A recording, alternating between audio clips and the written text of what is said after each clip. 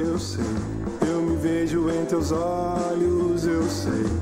Ainda me vejo em teus olhos. Existe algum motivo para estar neste lugar?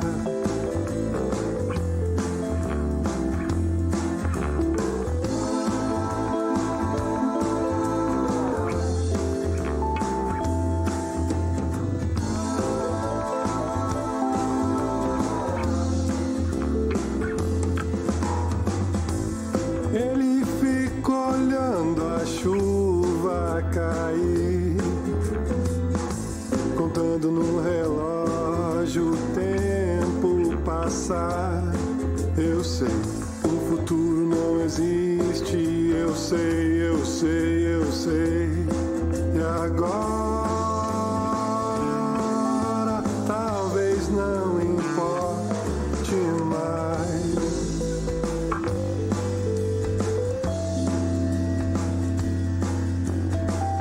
O futuro não existe, não existe pra nós. E alguma coisa que me faça esquecer e sorrir. E alguma coisa que me faça esquecer e sorrir. Existe algum motivo para estar neste lugar?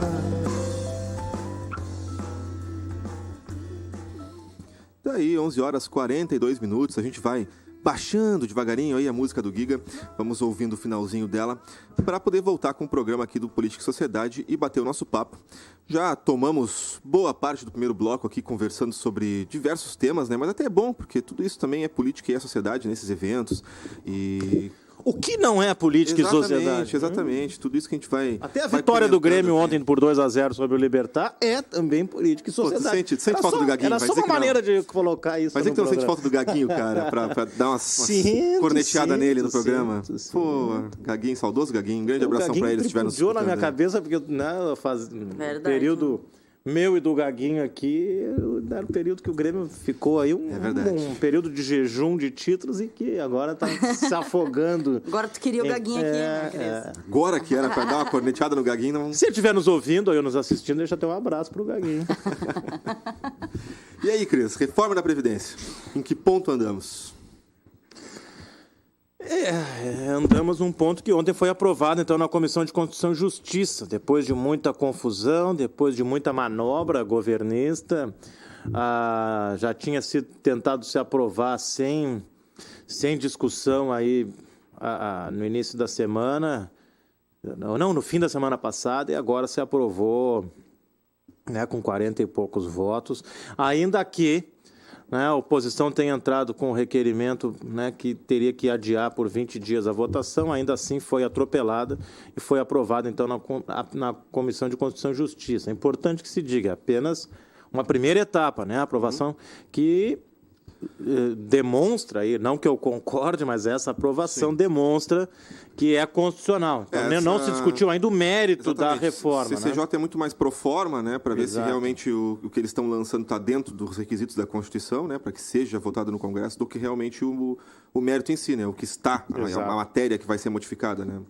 Acho que agora eles vão discutir isso. A partir de agora que se discute, de fato, o mérito, o que é extremamente complicado. Mas, né, eu já falei aqui no primeiro bloco, e a gente pode também tratar disso, já se tem aí a notícia de que ontem, em reunião de Rodrigo Maia com o Onyx Lorenzoni, né, o chefe da Casa Civil, aí o acerto de 40 milhões para cada deputado votar a favor da reforma da Previdência. Então, quando se tinha aí a ideia de que vamos acabar com tudo isso que está aí, está ok, quando a ideia que a corrupção acabaria, quando a ideia de que teríamos um mito que iria resolver os problemas do país, ora, quem caiu nesse engodo, me desculpa, mas caiu porque quis. E então, o que nós temos aí é a comprovação do que já tínhamos uma boa ideia do que aconteceria.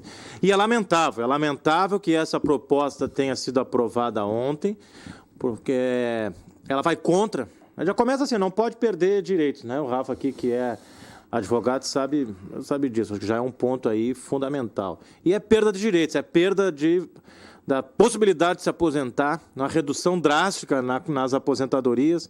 E 2 pontos fundamentais, mais do que antes de entrar nas questões mais técnicas de tempo de aposentadoria, essas questões, eu quero trazer aqui 2 elementos que são fundamentais. Primeiro, a reforma da Previdência, como está, ela está baseada em 2 princípios. Primeiro, a desconstitucionalização da Previdência Social. Nós temos hoje ainda como, né, vem lá da Constituição de 88, depois tivemos já reformas, mas ainda garantido na Constituição brasileira o sistema de Previdência Social, um sistema de solidariedade, e com uma série de princípios, portanto, garantidos na Constituição, que é o conjunto das leis mais importantes do país.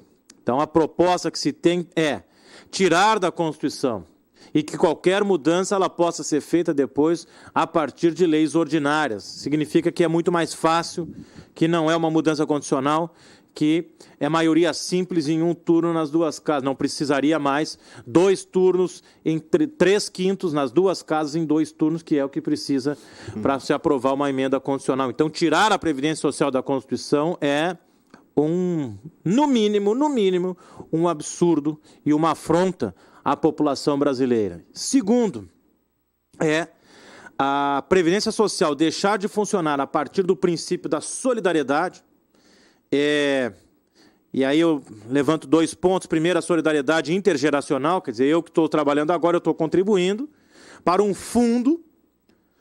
Eu estou me solidarizando com todos que, nesse momento, estão recebendo. As pessoas que já se aposentaram ou estão, né, com algum apoio aí da Previdência. E, portanto, quem está contribuindo está se solidarizando com aqueles que, nesse momento, estão recebendo. E depois, quando eu precisar, eu também vou receber desse mesmo montante aí, que é a Previdência Social. Então, esse é o primeiro ponto da solidariedade. Segundo, a solidariedade entre os partícipes, né? Quem tem quando a gente contribui para a Previdência enquanto trabalhador, existe a parte do trabalhador, a parte do empregador e a parte do Estado, né? Do governo. E, na verdade, do Estado, né? Mas, enfim, eu não vou entrar nesses detalhes da teoria política. A proposta que se tem deixa de ser solidário, passa a ser individual, passa a ser um plano de capitalização, como qualquer outro plano de capitalização privado que nós temos. Uma carga toda nas costas. Então, não é um fundo, não é um montante solidário da sociedade para as gerações mais velhas, digamos assim. E nem solidário entre as diferentes partes. Eu, trabalhador, sozinho, vou colocar o meu dinheiro num fundo e, no futuro, eu pego esse dinheiro de volta quando eu me aposentar. Se é que vou me aposentar. Sob o teu risco. Sob o meu risco. Né? Então, esse dinheiro vai ser aplicado no mercado com os riscos de ter o dinheiro aplicado, né, no mercado. Então, é gravíssimo, porque acaba com... As pessoas muitas vezes não se dão conta, não é só, e o só não significa pouca coisa, o princípio de solidariedade da aposentadoria ou da Previdência Social. Isso significa afrontar e diminuir ainda mais o princípio de solidariedade que deve nortear toda a sociedade. Ou, para ser mais correto, deve sulear toda a sociedade. Se nós já temos, desculpa, Rafa, já temos uma sociedade extremamente egoísta, individualista, essa proposta reforça isso que a gente deve...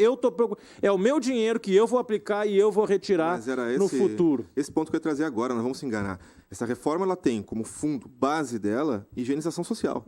Porque quem tem dinheiro para investir em fundos de investimento bancários ou do governo, de tesouro e escambau, vai continuar a ter esse dinheiro. E já conseguiria se sustentar independente de uma previdência social. Quem precisa dessa grana, na verdade, é quem não consegue trabalhar, quem não consegue botar essa grana, que é quem usa LOAS, que é quem está usando aí aposentadorias que são baixíssimas, que vive com um salário mínimo, às vezes menos do que isso, né? Com descontos, isso e aquilo.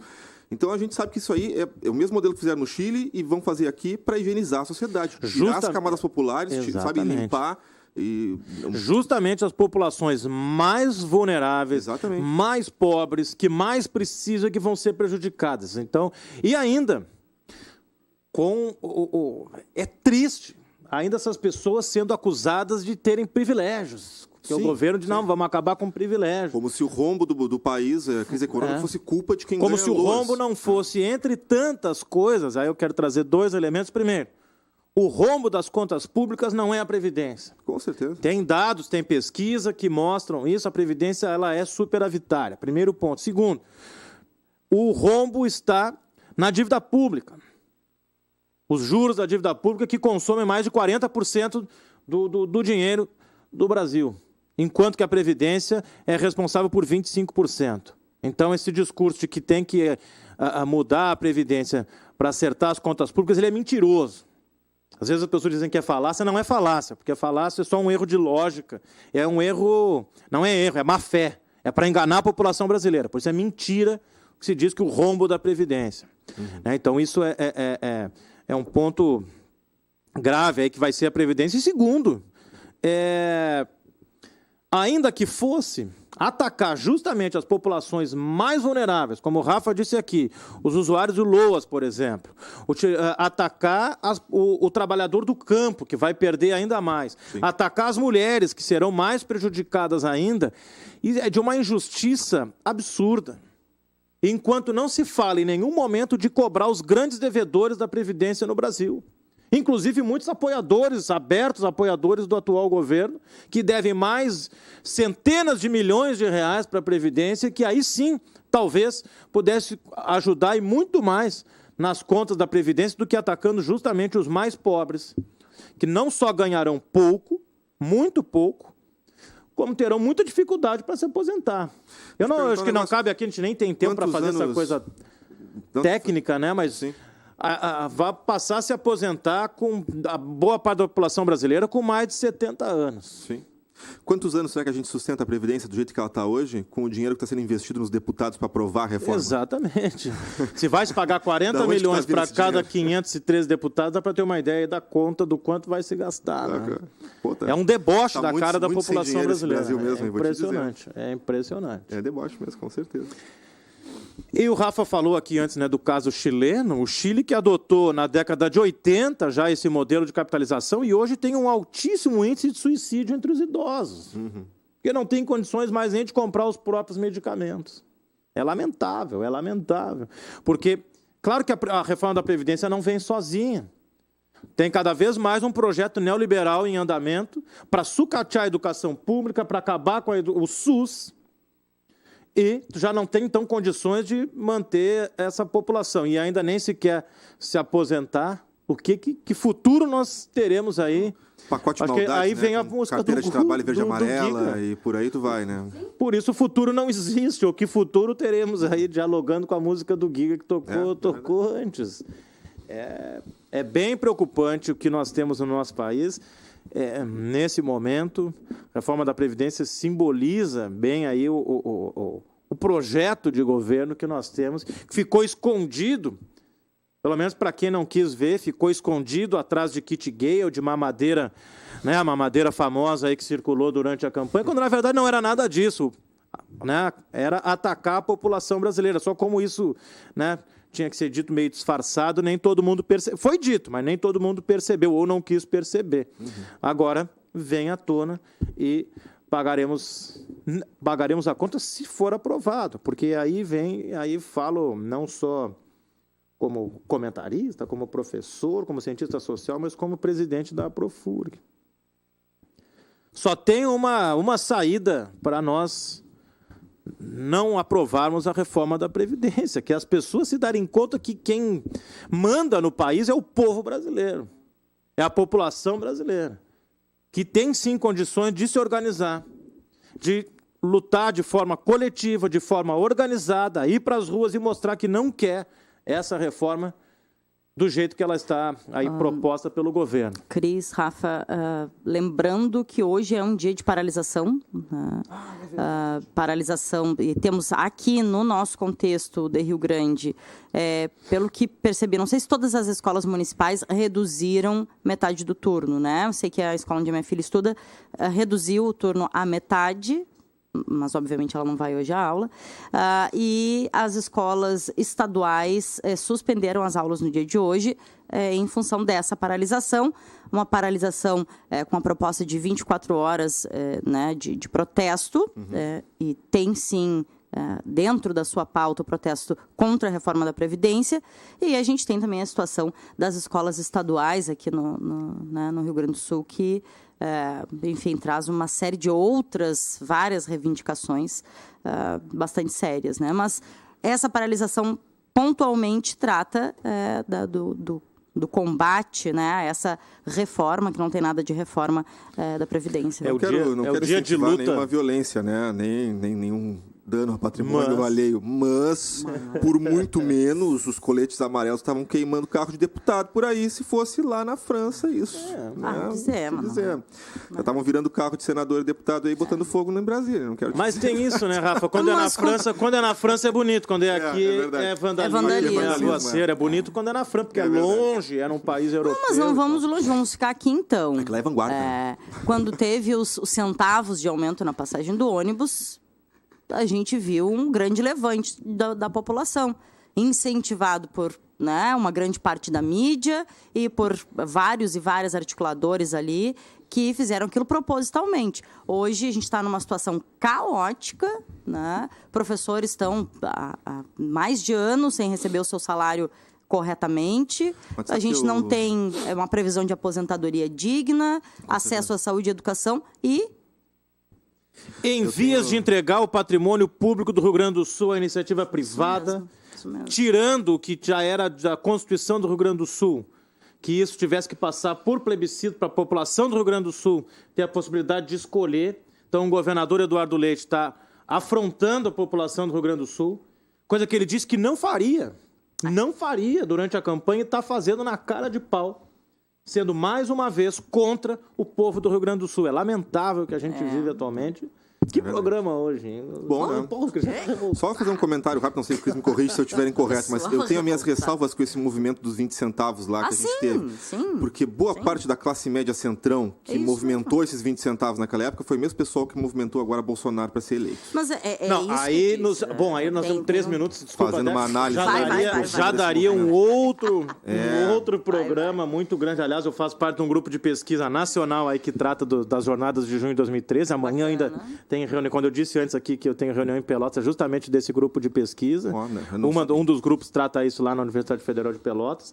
Que a questão é bem complexa, né? Iniciou realmente pelos 20 centavos e, digamos, um pouco com grupos mais realmente à esquerda. E, aos poucos, esse movimento foi sendo dominado e acabou caminhando para o outro lado. Se utilizou como impulsionamento esse movimento aí para levantar um certo grupo que é muito mais à direita ali, né? Sim, exatamente. É bem aquela e uma grande maioria que nem se deu conta se era esquerda ou direita acabou sendo levado pela onda. Sim. Essa coisa do vamos acabar com tudo que tá aí. Isso. Tá ok? Tá ok. Tá ok. Difícil. É isso. Né? Talvez aprenda que não existe o acabar com tudo isso que está aí. Não existe, né? Acabar com o quê? Como? Né? Como? Por quem? Vai, para né? quem? Fica as interrogações, as perguntas para o nosso ouvinte, nosso telespectador. Vai ficar para o meio-dia, para o almoço, né? Pensamentos da hora do almoço. Reflita enquanto tu come essa tua almôndega aí. Como eu votei? Reflita enquanto tu come essa coxinha aí. Essa tua almôndega aí. Então tá, 11h59. Vamos encerrando por aqui, é isso? Vai roendo essa massinha.